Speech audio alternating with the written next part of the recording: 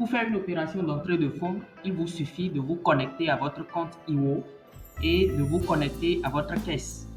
Une fois connecté à votre caisse, vous allez venir dans la barre latérale gauche. Vous allez cliquer sur le menu entrée de fonds. Cette nouvelle page s'ouvre.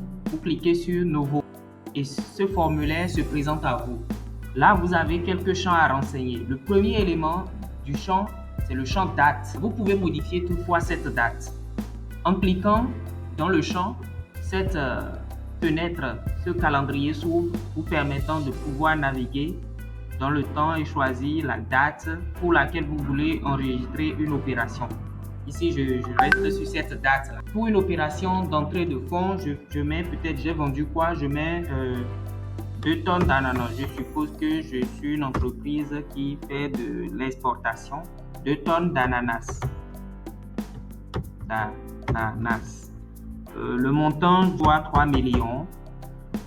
Alors ici, élément, c'est une vente. Donc dans la liste, je cherche vente et c'est venir, je choisis. Moyen de paiement, ici c'est espèce. Vous pouvez choisir le moyen de paiement qui vous convient. Ça peut être espèce si vous avez reçu main à main, électronique si c'est pas mobile money ou un transfert, par banque si c'est pas chèque. Ici, je choisis espèce. Le volet projet, ça concerne surtout les ONG ou encore peut-être des entreprises de BTP qui ont des constructions un peu partout pour lesquelles ils utilisent le logiciel pour gérer les fonds.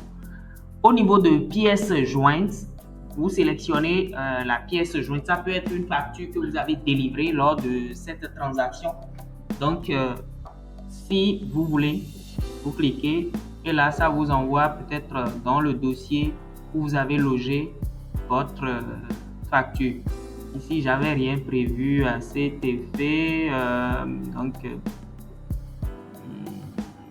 Ok, je prends quelque chose comme ça. Et là, je suppose que j'ai fini. Je fais ajouter. Une fois terminé. Et là, vous avez la notification ajoutée qui est venue totalement en bas. Je reclique sur entrée de fonds. Et nous allons remarquer que l'opération a été bien enregistrée. C'est comme ça, ça se présente. Puisque c'est la seule opération que je viens d'enregistrer dans ma caisse, c'est la seule que nous allons voir.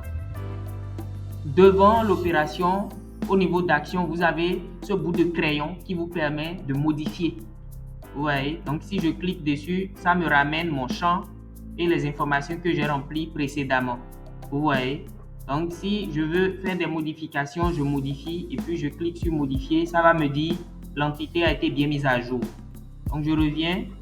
Si je viens sur le deuxième élément, une coche verte, si je le clique, ça va sauvegarder l'opération dans ma comptabilité.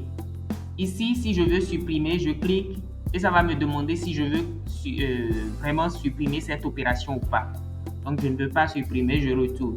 Si je viens ici, en cliquant sur ceci, ça va me permettre de compléter peut-être une facture ou une pièce comptable que je n'ai pas joint entre-temps.